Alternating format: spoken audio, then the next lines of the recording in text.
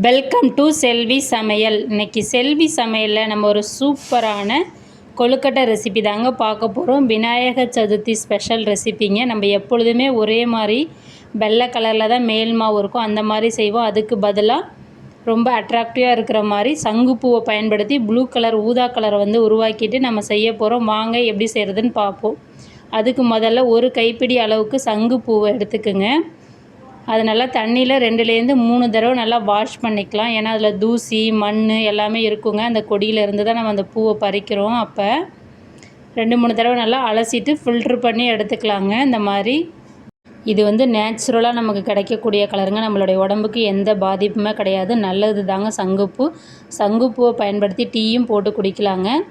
இப்போ வாங்க, ஒரு பாத்திரத்தில் நான் 1 கப் அரிசி மாவுக்கு 1 கப் தண்ணி ஆட் பண்ணிவிட்டு நம்ம கழுவி வச்சுருக்கிற சங்குப்பூவை அதில் ஆட் பண்ணிக்கலாங்க. ஆட் பண்ணிவிட்டு ஒரு 2லேருந்து 3 நிமிஷம் நல்லா கொதி வர வரையும் வெயிட் பண்ணுங்கள்.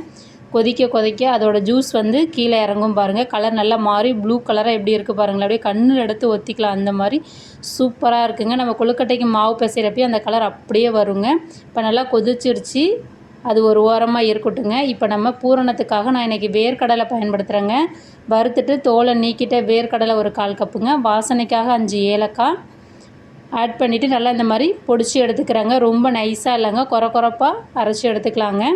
இதை நல்லா கை வச்சு நல்லா இந்த மாதிரி உதுத்து விட்டுக்கலாங்க. ஏன்னா நம்ம மிக்சியில் அரைச்சதுனால ரொம்ப கட்டியாக இருக்கிற மாதிரி இருக்கும். இது கூட நான் 1/4 கப் வேர்க்கடலைக்கு 1/4 கப் நாட்டு சக்கரை எடுத்துருக்கேங்க.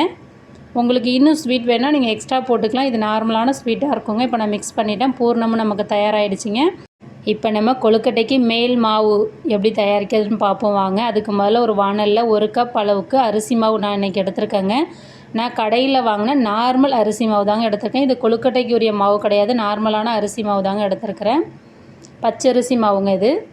இப்போ இதை ஒரு 2 நிமிஷம் நல்லா வறுத்துட்டு அதை நல்லா ஆற விட்டுக்கிறேங்க. ஆற விட்ட பிறகு நம்ம கொதிக்க வச்சுருக்கோம் பார்த்தீங்களா சங்குப்பூ தண்ணி, அந்த தண்ணியை கொஞ்சம் கொஞ்சமாக ஃபில்ட்ரு பண்ணிவிட்டு ஆட் பண்ணிக்கிங்க. ஆட் பண்ணிவிட்டு கரண்டி வச்சு ஆட் பண்ணுங்க. ஏன்னா தண்ணி ரொம்ப கொதிக்குது, அதனால் நம்ம கையால் முதல்ல மிக்ஸ் பண்ண முடியாது. ஆட் பண்ணிவிட்டு அது கூட கொஞ்சம் 1 டீஸ்பூன் அளவுக்கு நல்லெண்ணெய் ஆட் பண்ணிக்கிங்க. இந்த நல்லெண்ணெய் சேர்க்குறதுனால நமக்கு ரொம்ப நேரம் ஆனாலும் கொழுக்கட்டையோட மேல் மாவு காயாமல் சாஃப்டாக பஞ்சு போல் இருக்குங்க. ட்ரை பண்ணி பாருங்கள். நெய் சேர்க்குறதோட இந்த மாதிரி நல்லெண்ணெய் சேர்த்திங்கன்னா சேர்த்துட்டு உப்பு சுவைக்கிறப்ப சேர்த்து நல்லா பிசைஞ்சு எடுத்துக்கிறேங்க. இந்த மாதிரி சப்பாத்தி மாவோட கொஞ்சம் லூஸாக இருக்கணுங்க. அப்போ தான் மாவு நமக்கு வெந்து ரொம்ப நேரத்துக்கு சாஃப்டாக இருக்கும். நீங்கள் இந்த டிப்ஸை ட்ரை பண்ணி பாருங்கள். நல்லெண்ணெய் சேர்த்து பாருங்கள், அப்போ தான் ரொம்ப பஞ்சு போல் இருக்கும். இப்போ நமக்கு கொழுக்கட்டைக்கு மேல் மாவும் ரெடி ஆகிடுச்சு, பூரணமும் ரெடி ஆகிடுச்சிங்க. நான் இன்றைக்கி பூண்டு அச்சுன்னு சொல்லுவாங்க பார்த்தீங்களா, அந்த அச்சில் தாங்க செய்ய போகிறேன். நீங்கள் உங்களுக்கு விருப்பமான அச்சில் நீங்கள் ஆட் பண்ணிக்கலாம். அச்சு எடுத்துகிட்டு அதில் நான் எண்ணெய் ஆட் பண்ணிக்கிறேங்க.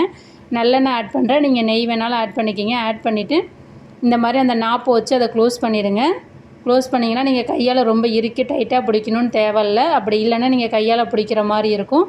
அதை க்ளோஸ் பண்ணிவிட்டு சின்னதாக ஒரு பவுல் எடுத்துக்கலாங்க. சின்ன உருண்டையாக மாவு உருண்டை எடுத்துகிட்டு கொழுக்கட்டை மாவு இந்த மாதிரி கையை வச்சு நடுவிரலால் சுற்றி எல்லா பக்கமும் ஸ்ப்ரெட் ஆகிற மாதிரி ரொம்ப தின்னாக வைக்காதீங்க, கொஞ்சம் மெலிசாக வைங்க. அப்போ தான் நம்ம பூரணத்தை கூட சேர்த்து சாப்பிட்றப்ப சூப்பராக இருக்கும். இப்போ நான் எல்லா பக்கமும் ஓரலாக ஈவனாக வச்சுட்டேங்க. வச்ச பிறகு நம்ம பூரணத்தை இதில் ஆட் பண்ணிக்கலாங்க. இந்த மாதிரி பூரணம் வைக்கிறப்ப அந்த பூரணம் உதிரியாக இருக்குங்க. ஆவியில் வேகிறப்ப அந்த வெல்லம் வேர்க்கடை கூட இலகி நமக்கு நல்லா சாஃப்டாக இருக்குங்க அந்த கொழுக்கட்டையோடு சேர்த்து சாப்பிட்றப்ப. இப்போ இதை ஒரு அடி பகுதியில் மாவு கொஞ்சம் வச்சுட்டு அதையும் நல்லா க்ளோஸ் பண்ணிக்கலாங்க. இப்போ நல்லா க்ளோஸ் பண்ணிட்டேன் பாருங்கள். இப்போ நம்ம அந்த நாப்பை கழட்டிட்டு ஓப்பன் பண்ணி பார்ப்போம். சூப்பராக வந்திருக்கு பாருங்கள். ஐயோ, ப்ளூ கலர் செம்மையாக இருக்குது. நீங்கள் ஆவியில் வேக வச்சு எடுத்திங்கன்னா இன்னும் செம்மையாக சூப்பராக இருக்குங்க. இது நமக்கு நேச்சுரலான கலருங்க. எந்த ஒரு நம்ம ப்ரிசர்வேட்டிவும் கலக்காத செஞ்சுருக்குறோம். ரொம்ப சூப்பராக இருக்குங்க. இப்போ அதே மாதிரி நம்ம வச்சுருக்கிற எல்லா மாவுலேயும் நம்ம அந்த பூண்டு அச்சை பயன்படுத்தி நம்ம பண்ணிக்கலாங்க. நீங்கள் இலை கொழுக்கட்டை மாதிரி செஞ்சுக்கலாம். உங்கள்ட்ட எந்த வடிவம் இருக்கோ நீங்கள் அந்த வடிவத்தில் செஞ்சு எடுத்துக்கலாங்க. இதே மாதிரி எல்லா மாவுலேயும் பூரணத்தை வச்சு நம்ம பூண்டு அச்சை பயன்படுத்தி, பூண்டு அச்சில் பூண்டு மாதிரி இருக்கிற அச்சை பயன்படுத்தி நம்ம எல்லா கொழுக்கட்டையும் செஞ்சுக்கலாங்க. இதில் எனக்கு ஒரு 6 பீஸ் கிடச்சிதுங்க. ரொம்ப பெரிய பீஸும் இல்லை, ரொம்ப சின்ன பீஸும் இல்லை, மீடியமான பீஸுங்க. இப்போ இதை நம்ம ஆவியில் வேக வச்சிடலாங்க. அதுக்காக நான் இட்லி பாத்திரத்தில் தண்ணி சூடு பண்ணி வச்சுருக்கிறேங்க. தண்ணி நல்லா கொதித்த பிறகு தான் நம்ம ஆவியில் வேக வைக்கணுங்க. அப்போ தான் ஈவனாக எல்லா பக்கமும் நமக்கு வெந்து வரும். இப்போ நான் ஒரு இடியாப்ப பிளேட்டில் வெள்ளை துணியில் தண்ணி நனைச்சிட்டு வச்சுருக்கேங்க. அது கூட இப்போ நம்ம ரெடி பண்ணி வச்சுருக்கிற சங்குப்பூ வேர்க்கடலை பூரண கொழுக்கட்டையை அதில் ஆட் பண்ணிக்கலாங்க. வெந்ததுக்கப்புறம் அந்த ப்ளூ கலர் அவ்வளோ சூப்பராக இருக்குங்க. இதே மாதிரி ஒரு தடவை உங்கள் விநாயகர் சதுர்த்திக்கு நீங்கள் உங்கள் வீட்டில் இந்த விநாயகர் சதுர்த்திக்கு இந்த மாதிரி ட்ரை பண்ணி பாருங்கள். கொழுக்கட்டை செம்மையாக இருக்கும். இப்போ நான் எல்லாத்தையும் வச்சுட்டு எனக்கு 6 பீசஸ் கிடச்சிருக்குங்க. அதை நல்லா க்ளோஸ் பண்ணிக்கிறேங்க. க்ளோஸ் பண்ணிவிட்டு அடுப்பை சிம்மில் வச்சு ஒரு 10 நிமிஷம் நல்லா வேக வச்சு எடுத்துக்கிறேங்க. 10 நிமிஷம் சிம்மில் வச்சு வேக வைங்க. இப்போ வாங்க 10 நிமிஷம் ஆயிடுச்சு. நம்ம ஓப்பன் பண்ணி பார்ப்போம். ஓ சூப்பராக இருக்குது பாருங்கள். ப்ளூ கலரை நானே எதிர்பார்க்கலங்க. அந்தளவுக்கு சூப்பரான கலராக இருக்குது பாருங்கள். இந்த மாதிரி கையில் செக் பண்ணி பார்த்துனீங்கன்னா உங்களுக்கு ஒட்டக்கூடாதுங்க. அப்படி இருந்தால் கரெக்டாக கொழுக்கட்டை வெந்துருச்சுன்னு அர்த்தங்க. இப்போ வாங்க நம்ம இது ஒரு இலைக்கு வந்து சர்வ் பண்ணிடலாங்க. இதே மாதிரி இந்த விநாயகர் சதுர்த்திக்கு நீங்கள் ட்ரை பண்ணி பாருங்கள். செம்மையாக வரும். ரொம்ப சாஃப்டாக இருக்குங்க. மேல் மாவுலாம் ரொம்ப நேரம் ஆனாலும் உங்களுக்கு காயாமல் பூ போல் பஞ்சு போல் இருக்குங்க. இப்போ வாங்க நான் உங்களுக்கு ஓப்பன் பண்ணி காமிக்கிறேன் பாருங்கள்.